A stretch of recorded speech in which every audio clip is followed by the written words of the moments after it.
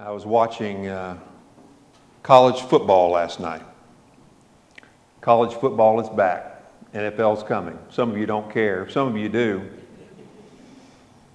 I was watching Miami and the University of Florida play in a game over in Orlando. I was watching on television. As we said growing up, I really didn't have a dog in the hunt, so I wasn't really partisan on who would win or who would lose. A little partial to the Southeastern Conference because I'm a Crimson Tide fan, but I don't worry too much about the Gators' troubles. Some people watch football to root for their team. Some people watch football to root against another team. And then some people watch football to yell at the referees. And as a nonpartisan watching the game last night, there were several points where I would watch the game. And again, you know what a good call is by a referee if you're a partisan. If you have a team that you're rooting for in the game, a good call for the referee by the referee is one that helps your team, right? If it's a bad call, it hurts your team. So there were several moments as I was watching the game last night, I'd see a call and I'd think, that was close. I'm not too sure about that. I bet somebody's mad about it. I bet a Gator is mad somewhere. Some Gator is yelling at the TV somewhere in Gatorland. And then a couple other times I thought, that was not a good call against the Hurricane. So I know there's some people somewhere, maybe in a bar, yelling really loud by that time against the referees for their interpretation of the rules. Every society and every sport needs some commonly agreed upon rules. I mean, imagine trying to play any football game or any sport without having at least some reasonably commonly agreed upon rules. The rules are there to create a framework to allow the competition to unfold fairly, right?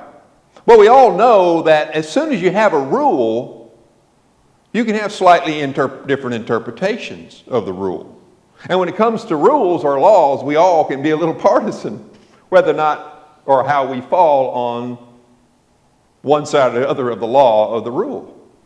In today's story that we heard read just a moment ago from the Gospel of Luke, we find an instance where there's a law at stake, a very important law for the Jewish people.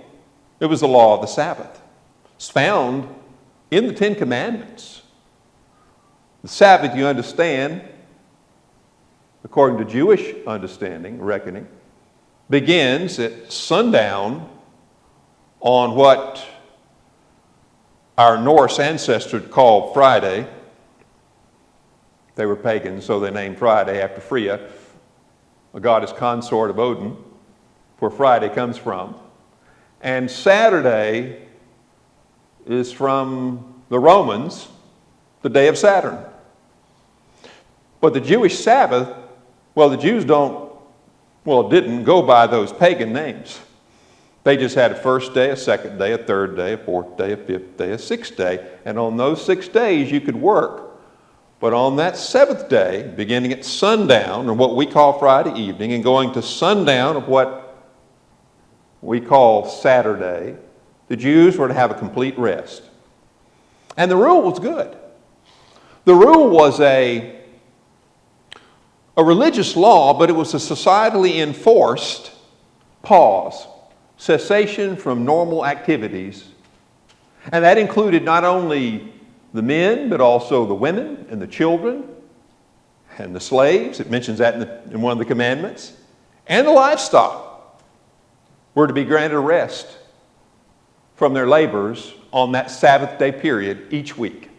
And it was mandatory. It was expected. To the extent that the Jewish people and their teachers, their rabbis, spent a lot of time trying to answer very meticulous questions about what was permissible and impermissible as work on the Sabbath.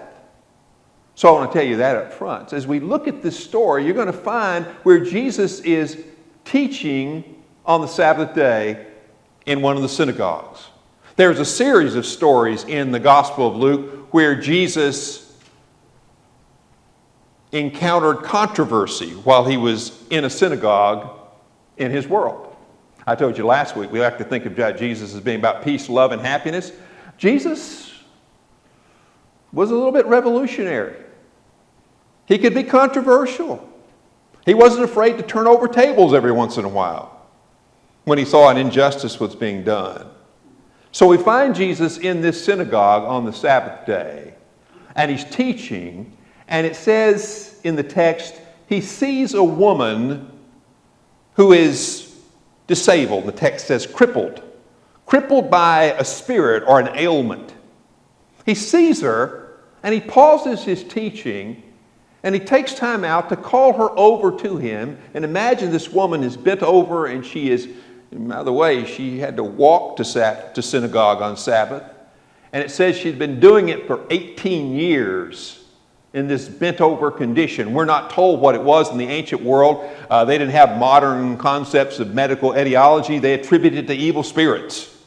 That she had an evil spirit causing this. We would look at that and probably judge differently today. We'd probably try to come up with some diagnosis, but we're not told the diagnosis. We're simply told that she'd had this condition for 18 years. Now Jesus, think about this. Jesus is around 30 according to Luke's gospel. That is his entire adult life as a Jew, going all the way back to when he's 12. And we have a story in Luke's gospel about Jesus when he went up with his parents to Jerusalem and they accidentally left him behind. Remember the story when he's 12 years old? From that whole period of time, from the time he became a Jewish male before the law, up until the present, 18 years, Jesus' entire adult life, this woman had suffered from this malady. And Jesus sees it. He pauses from his normal synagogue activities as a teacher, calls her over to him and says, "Woman, you are being liberated from this, he said, literally said, Satan has bound you these 18 years. Now you're free." And it says immediately she is able to stand upright. She is healed. And how does she respond? She praises God. This is imagine this. Imagine having this condition for that long. And then suddenly, immediately, being transformed and healed of it. Liberated, if you will. She's happy. Later on in the last verse of this reading, we're told that the people, the regular everyday people who are part of the synagogue, they are amazed. They are filled with wonder at what Jesus was doing. What a wonderful day at the synagogue. Everyone's happy, right? Well, not exactly. Some of the folks in charge, namely, we're told a ruler of the synagogue, sees this happen and immediately turns to the people and begins to lecture them. We talked about this today. It doesn't say he told Jesus these words. Maybe he figured Jesus was a lost cause anyway. This is the third story, by the way, in Luke's gospel in the narrative where Jesus has caused controversy in a local synagogue. So maybe the synagogue ruler says, well, that's Jesus up to the business Jesus is up to, typically. But he turns to the people and he lectures the people because he's got to put a stop to this nonsense. All this praise and wonderment and amazement at God for liberating somebody. So what does he say? Well, he literally quotes, at least a part of what he says, Scripture. He says, 6 days you have to do your work. But on the Sabbath day, you're not supposed to work. The implication being Jesus' act of healing this woman from an ailment she had had for 18 years is work. Indeed it was. It was a work of God. And some of the Jews were so adamant about the Sabbath, they went back and read the text literally. They were literalists. They read the Genesis, the opening chapter, where it first mentions the institution of the Sabbath. And it says God worked for 7 days, but on the Sabbath he rested. So their conclusion was that since even God rests on the Sabbath, anybody who performs these works of power would presumably be doing it not in God's power, because not even God works on the Sabbath. So he's rebuking them. He's rebuking the people and trying to lecture them, telling them with good foundation what the text says. I want to read it to you. In Deuteronomy, the Ten Commandments, this Sabbath law is found in both both versions of the Ten Commandments. The first one is in Exodus chapter 20, but the second one is in Deuteronomy chapter 5. Let me read the words to you. Again, you see it usually in its shortened form, which simply says, remember the Sabbath day to keep it holy. But it's longer than that. Listen to this, verse 12 in Deuteronomy chapter 5. Observe the Sabbath day and keep it holy as Yahweh your God commanded you. 6 days you shall labor and do all your work. But the seventh day is a Sabbath to Yahweh your God. You shall not do any work. You or your son or your daughter or your male or female slave or your ox or your donkey or any of your livestock or the resident alien in your towns, so that your male and female slave may rest as well as you. Remember that you were a slave in the land of Egypt, and Yahweh your God brought you out from there with a mighty hand and an outstretched arm. Therefore Yahweh your God commanded you to keep the Sabbath day. So the ruler of the synagogue, who was in charge of keeping order in his local congregation, was on a sound footing, right? He was just quoting Scripture. That's what the law says, right there, in print. I read it to you. It was to be a complete societal rest. You work for 6 days, but this Sabbath day is holy, it's sacred. It is a day that you're to do essentially two things. Every Jew in the society was to do two things. Number one, they were to pause on the Sabbath day and remember something. What were they to remember? How that God had liberated them from Egyptian slavery. Remember, it says I know you're worried about that slavery part. You should have been here a couple of weeks ago when I talked about slavery. You can go back and watch the video and you can catch up with it. That's a problem, I know. But even their slaves were not permitted to work. Everybody was to rest. And it's to be a reminder to them when they gathered, and they did gather together in synagogue on Sabbath, to remember the great liberating work of God and to give God praise for it. The second thing the Sabbath was for was this complete societal pause, which was a good thing. Remember, in that world, many people, Greeks and Romans, for example, they worked 7 days or every day of the week. So this law was a good one. The Sabbath law essentially gave people a respite. It gave people a pause, all the way down to the livestock. Nothing was permitted to work on the Sabbath. So it had a devotional component, giving praise to God for His liberating power. And then the Sabbath had an ethical component by liberating people from their day-to-day labors. Good law, right? Very good. What was the ruler of the synagogue missing? Notice how Jesus responds. Jesus tells a story that any good Jew would have been already aware of. With every law, with every rule, there are some exceptions, right? That's important. I mentioned over in the Bible study group today, when we're talking about anything, even if it's a good thing, especially a good thing, that we like, we admire, whether it's a law, a rule, or any other thing, there's 4 words I like to remind myself.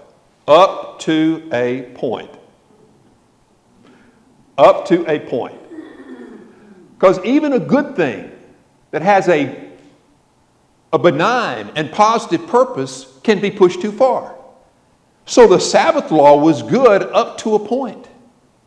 But in the process of trying to enforce the law, this Jewish religious leader, this ruler of the synagogue, became indignant because they had broken the letter of the law and not its spirit. What was the spirit of the Sabbath law anyway? I already told you. 2 things. Praise to God for the liberating power of God, and ethical concern that enabled everybody to have true rest. Well, what just happened when Jesus healed this woman? We're told 2 things. First of all, what did she do? She praised God. For what? The liberating power of God that had freed her from an ailment that had inflicted her for 18 years. What else happened? She was liberated for the first time in 18 years to truly experience rest on the Sabbath day. Yet the religious leader, and we are all prone to this, because yes, we have to balance this thing. Laws, rules are good. We need a framework for human beings to be able to flourish in. We need commonly agreed upon rules and laws. This is true in religious communities. It's true in society anywhere. I wouldn't want to live in a society that didn't have the rule of law. But when we look at the rule of law, we must not lose the spirit of the law while trying to enforce the legalistic principle that's stated in the law. And that's very important. That's what the religious leader missed here. Jesus fulfilled it in a way that nobody foreseen as possible when they showed up for synagogue that day.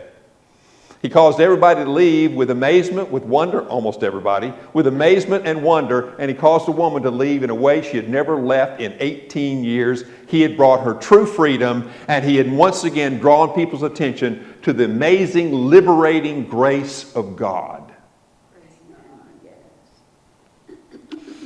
Where does this leave us today? We need rules. We need laws. We need ethical principles. But we also need compassion. We need mercy. In all judgments we make about people, ourselves and others, we must mingle justice with mercy. We must make sure that we need those frameworks that help guide us and give us a sense of structure in society. As I said, a framework to enhance human flourishing, but at the same time, not use the very good thing called the law or the rule to punish.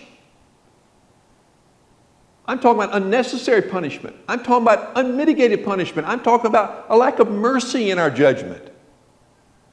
Jesus was essentially accusing this ruler of the synagogue of treating his livestock better than this woman. Because you remember what he said. He said, even you agree, even the religious teachers agreed, that on the Sabbath day, if you had a livestock, an ox, or donkey, or whatever, that was tied up, and it needed water, you would untie it and let it go get a drink. I remember growing up, in the Christian South, and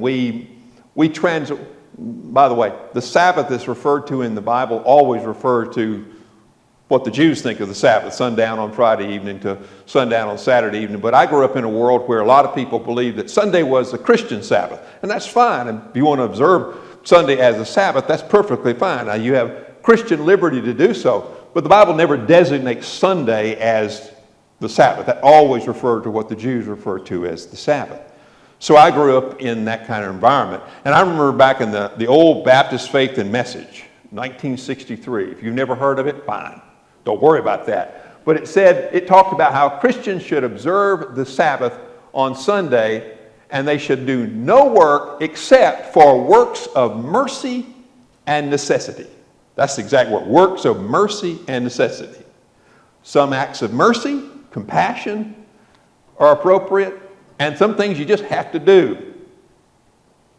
Emergencies happen, right?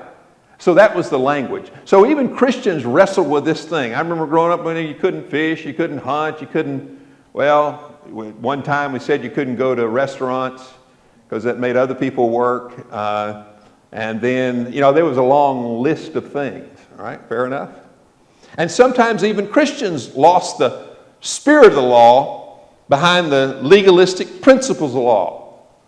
As a matter of fact, I remember a preacher preaching to women saying, well, you can't wash clothes and hang them out on the line on Sunday. Anybody ever heard that before? That's work on the Sunday. So along came, electric washers and dryers, and so we observed neither the letter or the spirit of the law. We didn't hang clothes out on Sunday, but we washed them at home in the dryer because the dryer was doing all the work. You see, in every situation where you have a law, someone's going to come up with a loophole or a way to get around that law. but the spirit of the law remains. No matter how you interpret the letter of the law, there's always a spirit. And what was the spirit of the law? The spirit of the law is it's intended to liberate people rather than enslave them. So I want to think about, for a moment, my own life and your life today. What does this mean for us? I want to live in, as I've said before, I want to live in a society with rules. I want to live in a society with laws. I think we always have to constantly reevaluate them to see if they're meeting their purpose, which is to provide a framework for human beings to flourish and have the freedom to do so. But at the same time, even with the law will always have its limitations. And when you meet and you stand in front of another human being and you're asking yourself, should I demand exacting justice or will I show mercy? I think Jesus always erred on the side of mercy. I grew up in a Christian world, which was very legalistic. It had very narrow views. I look back on it and I say, yes, some of the things that I was taught were beneficial to me. And I carry on till this day. But in other ways, it was simply going through the motions to check off the rule box without understanding the dynamic importance of having compassion and empathy and self-control in my relationships with other people. And if I leave you with anything else, it's that the spirit of the law ultimately is to give us a framework where we can cultivate empathy for other people and self-control in our own lives. Those two qualities, those two virtues, if cultivated, will bring us closer to the true spirit of any law than the legalisms that we often put in their place do anyway. So that's the spirit of the law. And think about it in any relationship you have. Are you just going by the letter, or are you really experiencing the spirit of what was intended?